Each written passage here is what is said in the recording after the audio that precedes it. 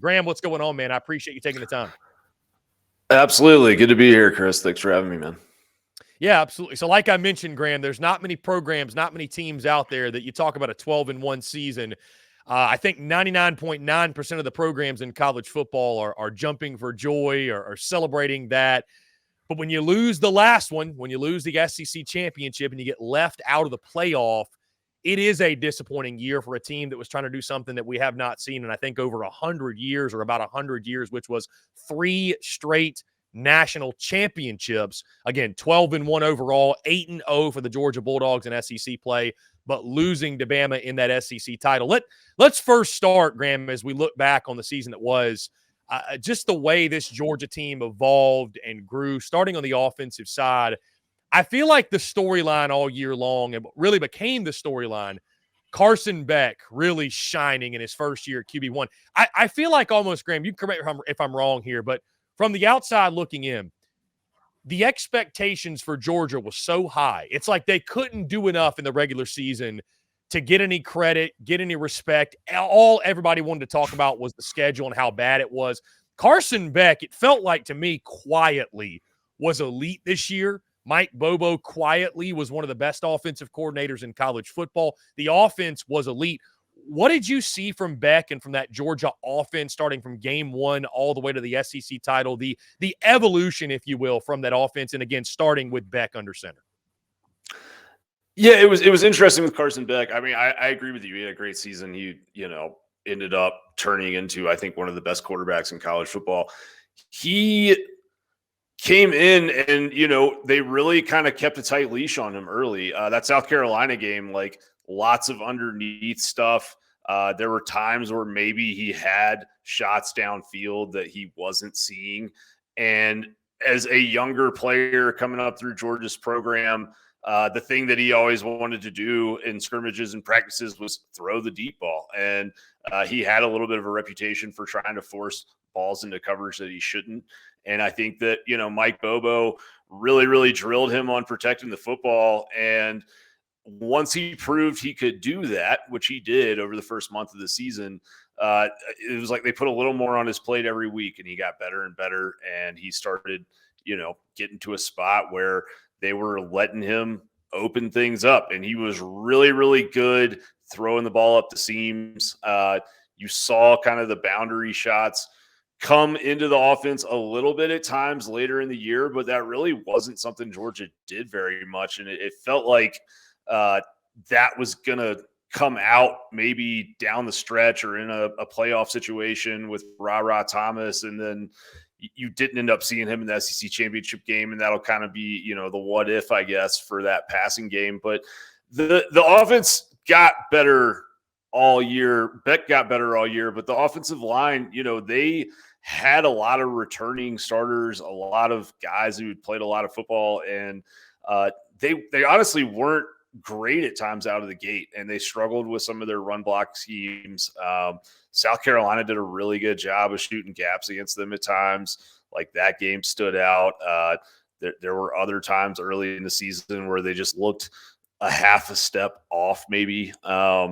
And then they got better, and they kind of, played their way into a rhythm. And late in the season, against Ole Miss and some other teams down the stretch, they were opening up these big holes up the middle for Kendall Milton. And that run game kind of got going for them in a way that it hadn't earlier in the year. They got explosive chunks on the ground, and earlier it had just kind of been these 4 to 6 yard stay on schedule type runs. So, yeah, it felt like as you came down the stretch, I remember being at that Ole Miss game, and they had McConkey healthy, and Bowers had just come off the surgery, but he was in the lineup and he was making plays. And I was kind of like, if these two guys keep lining up on the right side of the formation together, and, this offensive line is going to block their zone runs like this, then this team is going to be really, really hard to keep under 40 points. And, had a really good week up at Tennessee, felt like they kind of had some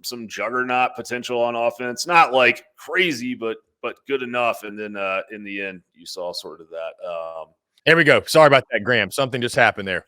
My audience likes to You're My good. audience, ironically enough, likes to call that the Muschamp Packers. So it is ironic that anyway. Yeah. Anyway, Sorry about that. Yeah, I don't know. It might have been on my end. but no, yeah, you mentioned, Graham, the growth of the offensive side of the football. I think what's interesting, 38 points per game, just under 500 yards per game. And like you said, I feel like injuries was a really, really big storyline for Georgia this year with some of their top guys. I mean, even to the SEC championship where you felt like, and, injuries, certainly it's not an excuse we're going to use because Dog fans didn't want to hear it from Alabama when they talked about a couple years ago when their, starting receivers got hurt or whatever. But realistically, Sure. you had a banged up Lad McConkey, you had a banged up Brock Bowers. And for them to do what they did, a wide cast of characters who made that happen. It really does speak to how impressive it was, the job that Mike Bobo, I think, did, pressing all the right buttons for that offense this year. Yeah, I mean, like Dylan Bell was a name that I think a lot of people started to hear the last few weeks of the season. He is a second-year wide receiver who was a three-star player out of Houston, and not that many people cared that much that he was signing with Georgia. There wasn't a lot of fanfare over his recruitment. They switched him to running back in fall camp because they were so banged up at running back. And then, in late in the season, he ends up going off having, 100+ yards on the road at Tennessee, like comes in and fills that kind of Z receiver position for McConkey. So they've done a really good job of, I think what I would say is Georgia's done a really, really good job of like establishing an offense where there are 6 to 8 guys that can score a touchdown on you at any time. And you have to account for that as a DC. There are times against like an Alabama where you need to know like who your alpha playmaker is, like who's the number one guy, who's the Xavier Leggett, to use the South Carolina example, that we're going to like throw the ball up to in a 50-50 situation. He's going to make a play right now. And I think Georgia, those alpha guys, like you said, they were a little banged up in that Alabama game, or they didn't play. And it's tough when you come into those games against 2 really, really good teams. Sometimes those are decided by one player making one play, and Georgia just didn't make those plays. Now, Graham, on the defensive side of the football, you look at the numbers, and I mean, they jump out to you, right? 16 points per game allowed, less than 300 yards per game allowed by that Georgia defense. They were dominant. I thought it got off to a slow start in regards to getting after the quarterback. 29 sacks on the year. I remember that being one of the storylines when South Carolina went to Athens. Dogs, for whatever reason, against lesser competition, they weren't generating pressure, weren't getting after the QB. I think that's something as the season went on, it took care of itself. They became really, really good in the red zone. Red zone defense became a calling card. Was it the typical dominant Georgia defense that we're used to seeing, or was it a little bit, meet expectations, exceed expectations, fall short? I know in that game against Alabama, obviously, I think Georgia did a really good job of putting the spy on Jalen Milroe, and Milroe made some plays, but, they probably did what Auburn or LSU or some of these other teams should have done, which was spy Jalen Milroe. So thoughts on the Georgia defense this year? Again, was it that typical, elite defense we're used to seeing, or was there something left to be desired? Yeah, I thought Georgia's defense was good. It wasn't great. It was not that, it was not elite defenses like Georgia had in 2021 or 2019. It was not, the 2022 defense was not as good as 2021, but it was better than this one. Georgia under Kirby Smart has never had, in my memory, as many issues defending the edges in the run game as they did this year. They really struggled to find kind of what they wanted to do at that edge position. There were times where they didn't play with an outside linebacker on the field, which is something that they've basically always done the last few years. Like, they just never really had anybody emerge at that position. You thought it might be Marvin Jones Jr. He was a former 5-star. And he had some nice moments. He's not a bad player or a liability at all, but like you've gone from like Nolan Smith, Azeez Ojulari, all these guys that are in the NFL now playing kind of outside linebacker, edge rush positions. And They just didn't really figure that out this year. And then in the pass game, I think, you had a young true freshman or a redshirt freshman corner in Dalen Everett. And he kind of had some struggles early in the season, but he ended up playing really, really well the last month, 6 weeks of the year. Like, that secondary for Georgia was excellent. I think, even against Alabama in that game they lost, like, they held Milroe to 13 of 23 passing for 192 yards.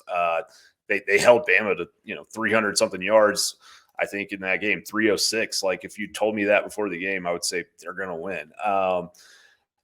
I think lots of athletes at inside linebacker, the defensive line, didn't really have that dominant force in the middle or on the edges, really. But, like, they just kind of had enough athletes on the back seven to paper over some of that. But I think defensive line will be sort of the priority for Georgia in the transfer portal.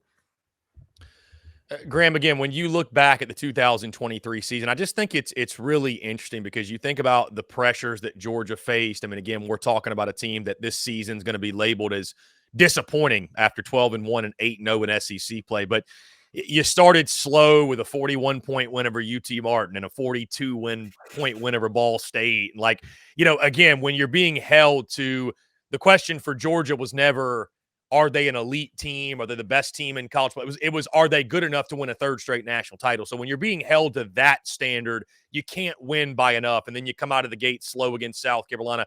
I thought we really saw Georgia, though, cut it on in that second half.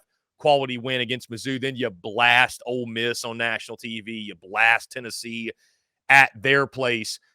But I'll ask you this, because, again, it comes down to Atlanta. You lose to Alabama, and it feels like it's this Nick Saban mountain that Kirby and Georgia, they maybe thought they had gotten over, and now we're all reminded that Nick Saban still rules college football. So, like, what's the mood of those around the Georgia program, the fan base, just, the media, those that cover it, those that, follow it every day? Because, again, 99.9% of programs will look back and say, hey, we had a great year. We lost a tough one. It is what it is. But I'd have to imagine there is a major level of disappointment right now with the Georgia fan base that I think fully expected to win a third straight national championship.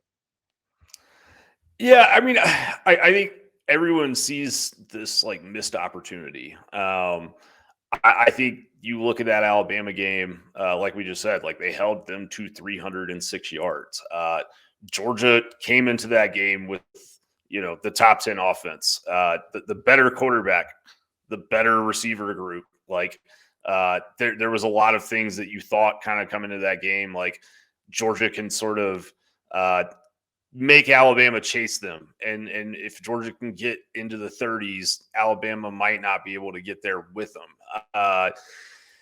And then, you lose Xavier Truss at right tackle early in that game. I think on the second drive, they lost him, and it was like they looked lost for a quarter and a half with their play calling. And they stopped running tempo, and they stopped doing a lot of the things that they did on the first drive and that they ended up doing, the last 20, 25 minutes of that game that made it competitive again. So, yeah, I think that's kind of that'll be the question for Georgia fans is, what would have happened if maybe we kept our foot on the gas a little bit when our right tackle went down. But I don't think disappointment's the right word. Like, you went 40 years without a title, 41 years. And, you wanted that monkey off your back, and it was this agonizing thing. And I remember the reaction to the 2021 Alabama SEC championship loss. And, like, even though Georgia was going to the playoff, like, there was just this level of despondence. Like, are we ever going to get over this? Like, I need this out of my life kind of thing. There's not that anymore. But I do think it's a lost opportunity. I think the frustration for Georgia fans on this will always be every other kind of 12-1 team that was number one going into the final weekend and lost its conference championship game to a top 8 CFP ranked team. Like, they got to go on to the college football playoff. Alabama, didn't win its division multiple years and got to go on and play for and win national championships. So this was a unique year in college football with a lot of one-loss teams and a lot of undefeated teams. And I don't think anybody can really make a good argument that Georgia wasn't one of the best 4 teams. But ironically enough, because Alabama lost a game to Texas, in week 2 of the season, it meant that Georgia, de facto lost a game to Texas, I guess, in the eyes of the committee. So I think there's some bitterness over how that process played out. But I think everybody kind of is still on the path of we won 29 in a row. So they're probably going to go back out there and win a lot more games next season. Graham, that is a perfect segue into what I wanted to ask you next. Should the Dogs have made the college football playoff? It may sound crazy to some, but again, if we are talking, there's no way anybody who knows ball watched the SEC title and walked away saying anything other than these are 2 of the best 4 teams in college football. I know why Georgia didn't make the playoff. I understand why you couldn't put them in. But I'm someone, Graham, admittedly, I'm a huge fan of an expanded playoff outside of 4 teams, whether it was going to be 8, whether it was going to be 12. And it's like this season was the perfect segue into next year. And this is why we need this. Even people who were not for it are okay, it's the lesser of the 2 evils. But it sounds like what you're saying, Georgia, you can certainly make a case, and you could even argue they should have been in the Final 4. Yeah, I don't think there's there's no question in my mind they were one of the 4 best teams. If you look at what they did against other CFP top 25 teams, their yard per play margin, they're lots of different stats, significantly better than anyone in the country. And that kind of speaks to what we were talking about earlier, Georgia, at this point, Kirby Smart isn't really interested in the weekly beauty contest against an FCS opponent. It's more about we're going to use these games to get better, and then we're going to look really good against the teams that we think have a chance to beat us. But yeah, Georgia should have been in the playoff in my opinion. If the mandate was to get 4 best teams, and you're going to screw over 13-0 Florida State in service of doing that, then you should probably get the best 4 teams, and they didn't. No one has explained to me this sort of thing that happened where, Texas gets a win over Georgia because they had a win over Alabama. That didn't make too much sense to me. I also didn't understand how, Florida State kind of somehow was slotted between Bama and Georgia in that whole process. That felt arbitrary. But I said the night before the playoff rankings were coming out that if you're going to do the 4 best and you're going to leave Florida State out, that you have to put Georgia in, because you're saying that we're doing the 4 best now. And it felt like they kind of married the philosophy of 4 most deserving with 4 best, and did it in a way that was kind of convenient for them, and that was going to create some really, really good ratings on New Year's Day, and shot that out there. And not saying there's an anti-Georgia rating conspiracy, right? Georgia's just had a lot of success, but people are going to be excited to watch the brands that are in the playoff. I have no question about that. So, Graham, looking ahead to bowl season.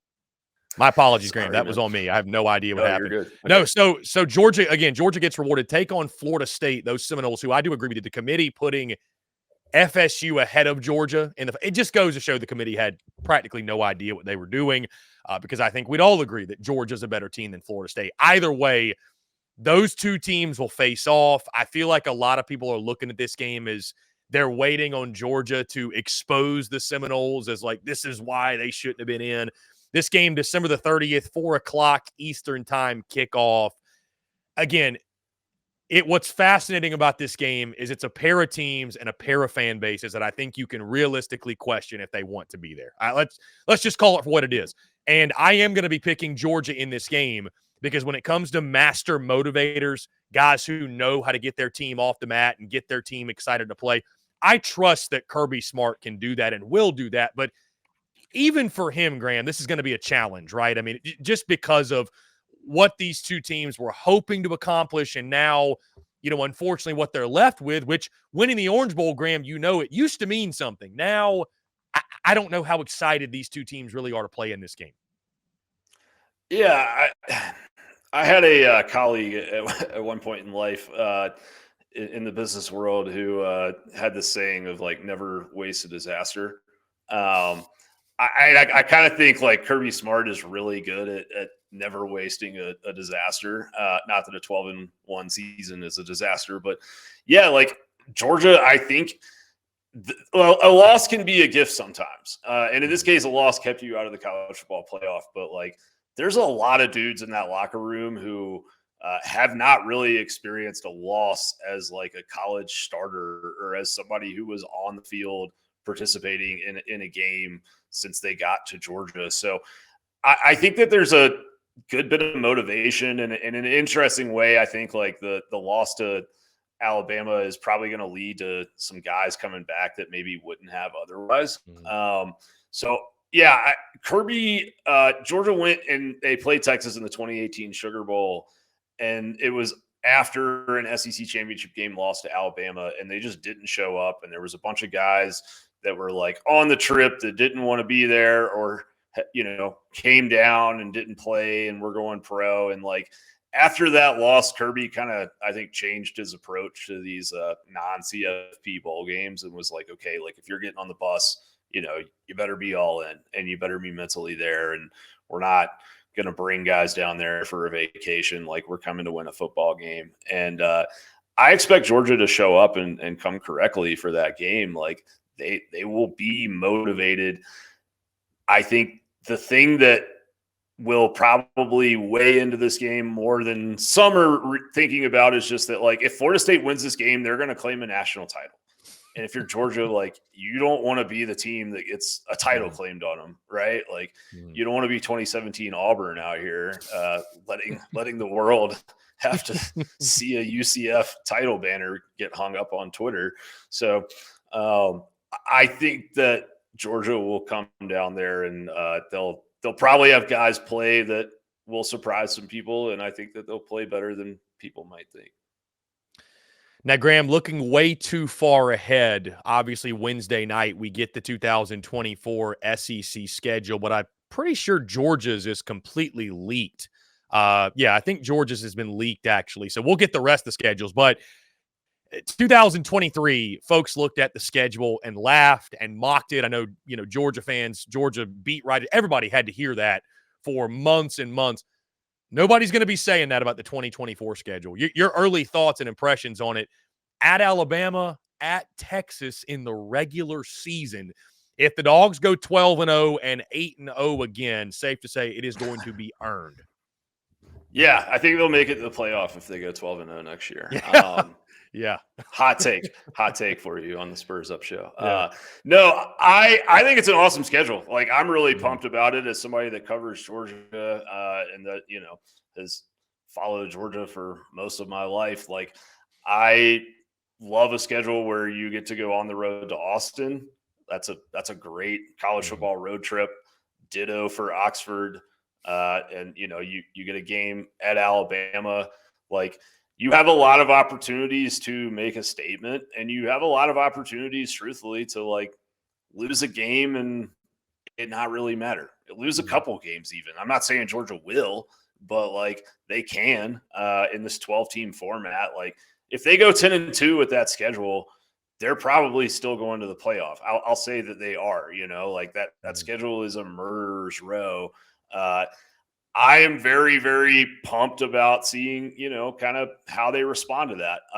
You start the season with Clemson in Atlanta, which, like, on top of all this other stuff, that's a physical football team that, still plays kind of a line of scrimmage brand of football that can beat you up. So I think it's going to be fun. It's going to be a lot of helmet games. It's going to be a lot of marquee matchups. I am curious to see if there's any like level of load management kind of that comes into play, just because you are going to want your best players for these big games, but man, like, I just don't know if Carson Beck comes back. Like, I don't know if I'm trotting him out there for more than a series or two against Tennessee Tech or whoever it is they've got. That's kind of their FCS opponent.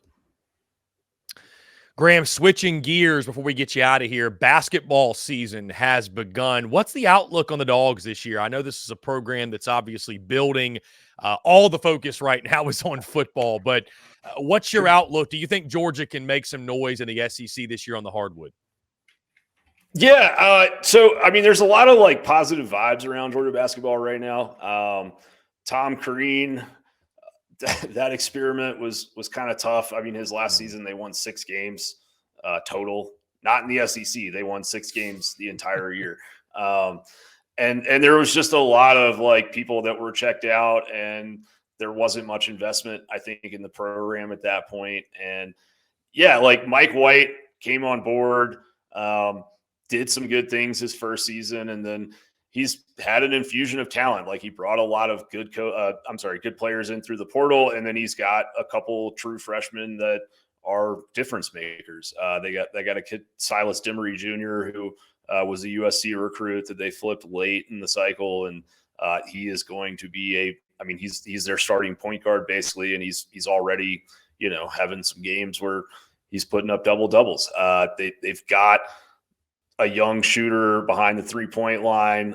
Like, they've got some pieces they haven't had in the past. They have a 7-foot center that's a transfer, but like, he can give you 10 on a good night, and he can protect the rim in a way that they couldn't in past years. So I'm not sure exactly, it's tough. Like, Georgia kind of has a history of having a good non-conference season in basketball and then struggling when they get to SEC play. I think this team's a little deeper than some of those, but like, I expect them to, make some noise, be competitive in the SEC.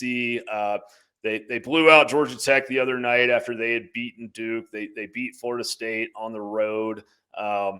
They've played Oregon, they've played Miami, and kept those games within 10. So like, they're doing some good things, but the grind of an SEC schedule is, I think, tougher than a lot of people realize for basketball. So it'll be interesting to see, like, if they can get to a 500 record in the league, or maybe a little above that, and have a shot maybe to be on the bubble, or within range when you get to championship tournament weekend. Graham Coffey of DawgsCentral.com, the co-founder of Dawgs Central, does a fantastic job talking all things Georgia Bulldogs. Graham, let folks know where they can find your work. Yeah, absolutely.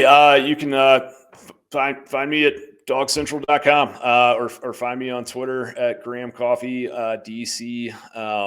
Coffee is spelled with a Y, and on YouTube, Dawgs Central as well. So if you type in Dawgs Central, you'll get to me one way or another. Graham, you're the man. I appreciate you taking the time. Keep up the great work, and we'll definitely do this again soon. Absolutely, man. Big fan of what you do, and appreciate you having me on the show.